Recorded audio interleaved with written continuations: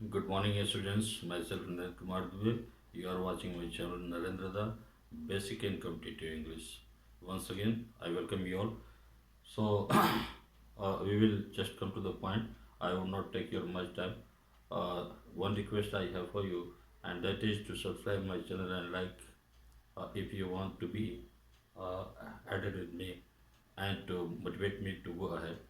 So let's get to the point. Yesterday, as you know, I had explained all the kinds of noun, proper noun, common noun, collective, material, and abstract noun briefly. And later on, when you will require step by step for the particular kinds, I will once again make the video over that and will just let you understand every corner of that. So अब हम आते हैं जो parts of speech का दूसरा kind है वो है हमारा प्रोनाउन।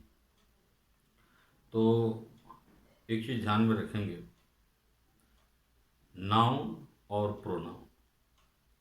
जो प्रोनाउन है वह पहले नाउन है। इसका मतलब हमेशा से आप डिफिनीशन वगैरह पढ़ते आए होंगे कि a pronoun is used in place of noun, a pronoun replaces noun. तो बिल्कुल वही चीज़ अगर आप किसी भी चीज़ को बेहतर समझना है तो उसे बस प्रैक्टिकल जाइए। हम अगर पंक्तियों को याद रखते हैं तो आज याद रखते हैं और कल भूल जाते हैं। यही समस्या रहती है कि बार बार पढ़ते हैं, बार बार ग्रामर पढ़ते हैं, इंग्लिश पढ़ते हैं और फिर भूल जाते हैं रूल्स को। तो किसी भी चीज़ को अगर सिचुएशनल आप समझने लगेंगे तो वो आपको रूल्स याद नहीं रखना पड़ेगा, बल्कि वो खुद ब खुद प्रैक्टिकल आपके दिमाग में सेट रहेगा। ऐसे सिचुएशन आएंगे तो खुद समझ में आ जाएगा कि हमको यहाँ क्या करना है। देखो यहाँ मैंने लिखा है pronoun. It means it is use to avoid the repetition of a noun. Pronoun की आवश्यकता क्यों पड़ती है? तो एक ही चीज़ को बार बार बार बार बार बार आदमी कहता है तो सुनने वाले को और लगता है। जैसे मान लीजिए कि अगर मैं कहूँ कि मोहन, सोहन और रोहन तीनों एक दूसरे से झगड़ रहे थे, तो पहली मर्तबा तो हमको बताना पड़ेगा कि वो कौन थे जो झगड़ रहे थे। इसलिए तीनों का नाम लेना जरूरी है कि मोहन, रोहन और सोहन एक दूसरे से झगड़ रहे थे। नहीं, अब बार बार कहें कि जब भी कहें कि वे लोग कुछ देर, अब मोहन सोहन और रोहन कुछ देर झगड़ा किए, फिर कहें कि मोहन रोहन सोहन फिर बाद में मिल गए, तो फिर कहें कि मोहन रोहन सोहन घर को चले गए। तो बार बार मोहन रोहन सोहन अगर हम सब्जेक्ट की तरह यूज करते जाते हैं तो सुनने वाले को और लगता है। तो हम उसके लिए क्या करते हैं कि फर्स्ट टाइम तो हम कह देते हैं कि मोहन रोहन और सोहन आपस में झगड़ रहे थे। उसके बाद जब उन तीनों का हमें जिक्र करना होता है तो उनके लिए एक शब्द हम इस्तेमाल करते हैं और वो कहलाता है कि वे लोग झगड़ रहे थे, वे लोग झगड़ा खत्म किए, वे लोग साथ में बाजार चले गए, जो भी। अब वहाँ हमने इन तीनों के बदले एक शब्द का चयन किया और वो था हमारा थर्ड पर्सन प्रोनाउन का प्रोनाउन दे। तो यही इसके रिपीटिशन को बार बार ना है उसको हटाने के लिए प्रोनाउन को बनाया गया है। जैसे हमने आपको सेंटेंस दिया कि Mohan is a boy, he is handsome. हम देख रहे हैं कि पहले सेंटेंस में मोहन एक नाउन है, इसका कम्प्लीमेंट्री वर्ड है बॉय। ऑब्जेक्ट अलग चीज़ है, कम्प्लीमेंट अलग चीज़ है। इस सेंटेंस में टू बी का जो प्रयोग हुआ है या लिंकिंग वर्ब का यूज है, यहाँ पे कोई एक्शन नहीं हो रहा है, इसलिए ये वर्ड इसका कम्प्लीमेंट है। यानी जो मोहन है वो है बॉय है, मोहन प्रॉपर है, और इसका दूसरा कॉमन नाउन है ए बॉय। यहाँ आप फिर समझ सकते हैं ये आपका हो गया प्रॉपर नाउन, और इसके बदले ये दूसरा वर्ड इसको क्लेरिफाई करने आया है कि मोहन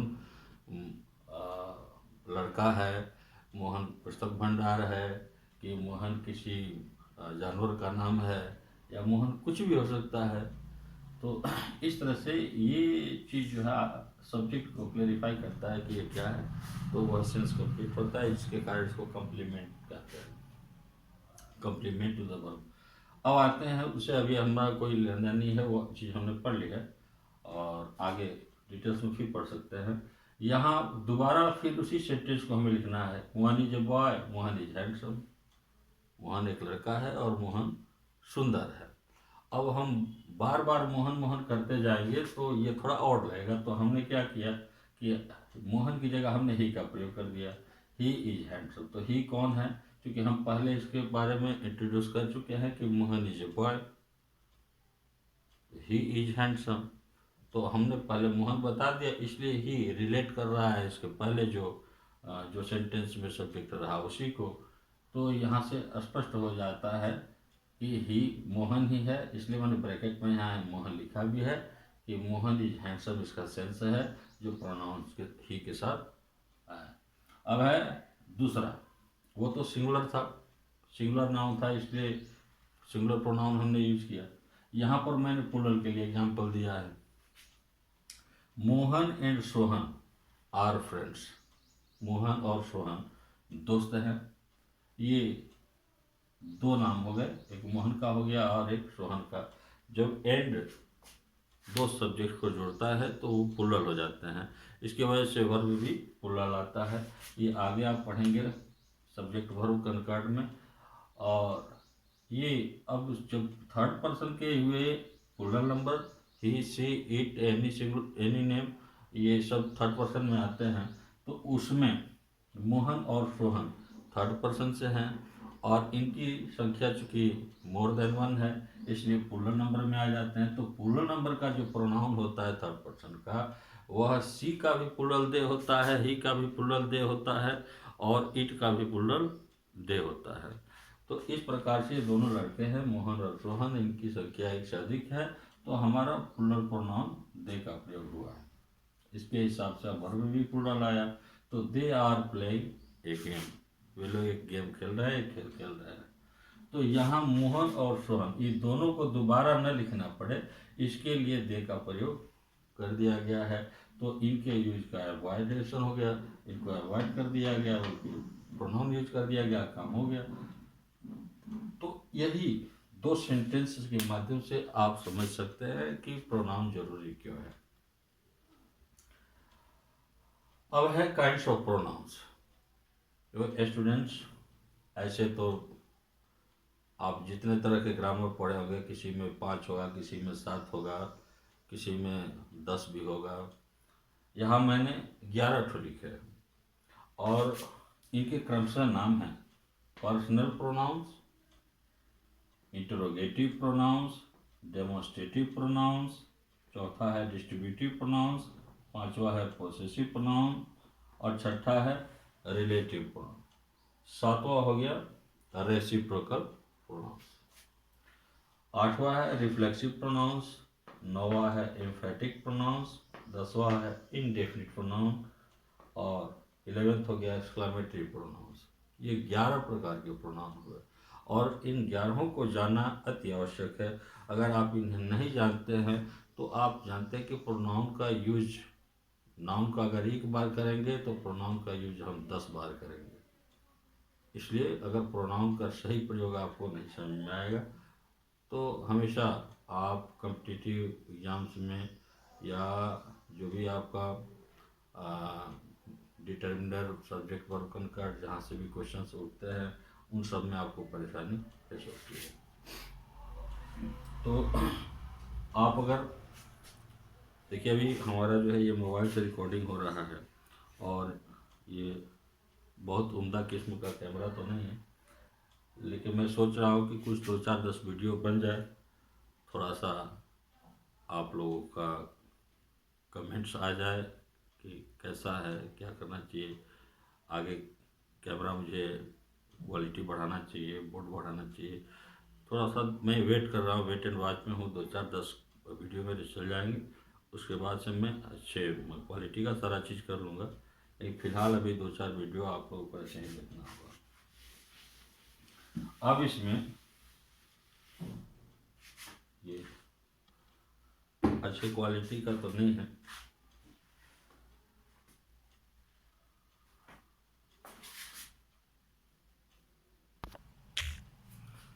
हाँ। तो स्टूडेंट्स अब आते हैं इसमें जो हमारे प्रोनाउन है उसमें फर्स्ट है पर्सनल प्रोनाउन। तो पर्सनल प्रोनाउन जो होता है वो पर्सन से बना होता है और पर्सन 3 होते हैं, फर्स्ट, सेकेंड और थर्ड आप जानते हैं। आई भी फर्स्ट पर्सन होता है, यू सेकंड पर्सन होता है, he she it they third person के होते हैं। तो ओवरऑल सब ये 7 हैं इनकी संख्या। ये आई भी ये फर्स्ट पर्सन से हैं, यू सेकंड पर्सन से हैं, ही सी इट दे ये थर्ड पर्सन से हैं। और इन्हीं तीनों पर्सन के लिए जो प्रोनाउन यूज होते हैं ये पर्सनल प्रोनाउन होते हैं। इनकी संख्या ओवरऑल 7 है। अब यहाँ मैंने लिखा है कि Mohan is a boy, he is my friend.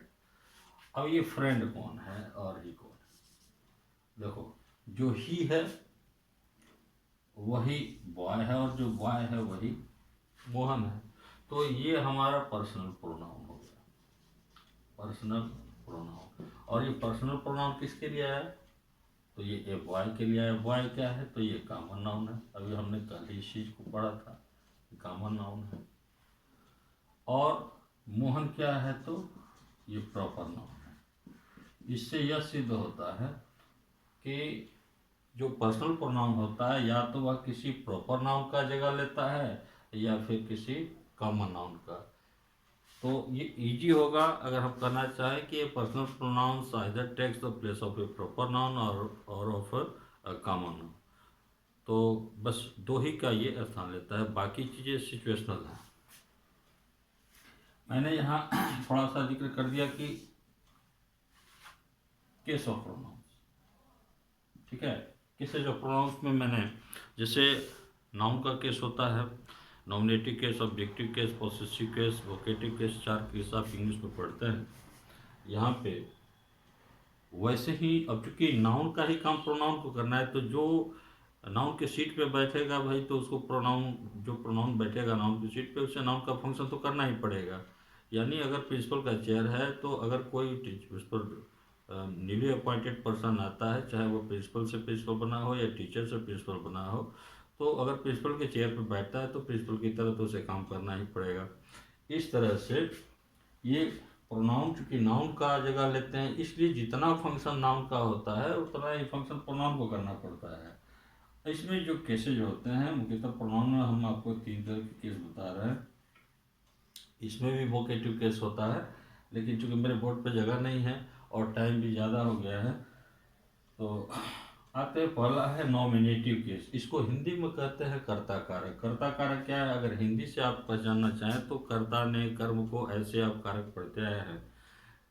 तो कर्ता कारक वो होता है डूअर ऑफ द एक्शन और the first part of sentence about which something is said.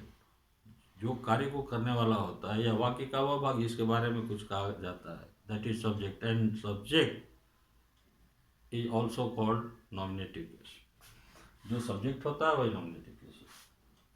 अब इसमें ये 7 होते हैं जो इनका यूज प्रोनाउन का होता है सब्जेक्ट के रूप में, यानी नॉमिनेटिव केस में I, we, you, he, she, it, they, इनका प्रयोग हम करते हैं सब्जेक्ट के रूप में। मैंने एरो बनाया है। और दूसरा होता है ऑब्जेक्टिव केस। ऑब्जेक्टिव केस का मतलब वो हो गया कि the place after the main verb after the action verb where something takes place, something happens with the object. जब ऑब्जेक्ट के साथ कुछ होता है तो वहाँ पे वो एक्शन वर्ब होता है, और जब एक्शन वर्ब होगा तभी ऑब्जेक्ट के साथ कुछ होगा। आई एम ए टीचर, मैं एक शिक्षक हूँ, इसमें मुझे कुछ नहीं हो रहा है, लेकिन एक सेव खा रहे हैं तो उस सेव पर तो असर होगा। 100 ग्राम का था, 4 बाइट दिया, सेव खत्म हो गया, उसका एक्सिस्टेंस ही खत्म हो गया, तो प्रभावित हुआ। पानी गिलास लिया, पिया, गिलास में जब पानी भरा था तो उस गिलास का वजन लगभग 250 ml था ओवरऑल ग्रॉस वेट में, और जब पानी पी लिया तो सिर्फ उसका टेयर वेट बच गया, 50 ग्राम बच गया, बाकी का 200 ml का था। तो इस तरह से वो ग्रॉस वेट हो गया। तो यहाँ पे ऑब्जेक्टिव केस वही होता है जहाँ पे एक्शन वर्ब लगते हैं, जिसमें कुछ क्रिया घटित होती है और किसी वस्तु या व्यक्ति पर उसका कोई प्रभाव पड़ जाता हो। तो ऑब्जेक्टिव केस में आई की यानी सब्जेक्ट जो होता है वो वर्ब के पहले प्लेसमेंट उसका होता है, और ऑब्जेक्ट जो होता है मी का प्रयोग, या आई का प्रयोग हम कहेंगे I write, I write a letter. तो इसमें आई जो है राइट क्रिया के पहले आया है आई राइट अ लेटर में। तो ये आप यहाँ देख सकते हैं आई राइट अ लेटर। अब चूंकि ये एक्शन वर्ब है, राइट जो है एक्शन वर्ब है, इसमें कार्य हो रहा है, इसके पहले ये आया, ये सब्जेक्ट है, यही नॉमिनेटिव केस है। ये ए लेटर जो है ऑब्जेक्ट है। अब लेटर के बदले प्रोनाउन क्या आएगा आप सोच सकते हैं। तो इसके लिए ये चूंकि न्यूटर है, नॉन लिविंग थिंग है, इसलिए इसका प्रोनाउन इट होता है।